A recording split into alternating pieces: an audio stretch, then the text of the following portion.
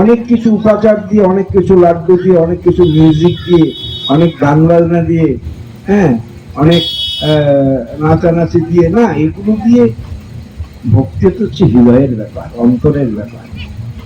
অন্তরে যদি ভক্তি না থাকে, ভগবানের প্রতি যদি শ্রদ্ধা বিশ্বাস না থাকে, তাহলে ভক্তি হয় না, ভক্তি হয় না। ভগবান কি চান? শ্রীমদ ভগবত গীতায় ভগবান নিজে মুখে বলছেন, আমি কি চাই? পত্রম পুষ্পম ফলম তোয়ং।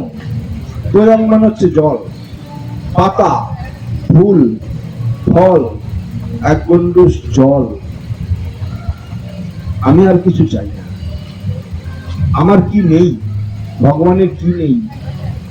ভগবান সর্ব ঐশ্বর্যপূর্ণ, 6 প্রকারের ঐশ্বর্য আছে এবং সমস্ত ঐশ্বর্যের মালিক হচ্ছেন ভগবান।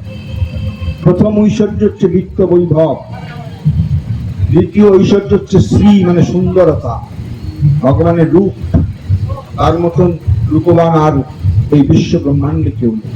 যত রূপ যত সুন্দর তার থেকে এসেছে। যশ, তার মতো যশস্বী, তার মতো কীর্তিমান আর কেউ নেই। বীরত্ব, তার মতন বীরত্ব, দানবীর, ধর্মবীর, কর্মবীর, মল্লবীর, সব রকম বীরত্ব তার মধ্যে বর্তমান। তার থেকে বড় বীর আর কেউ নেই।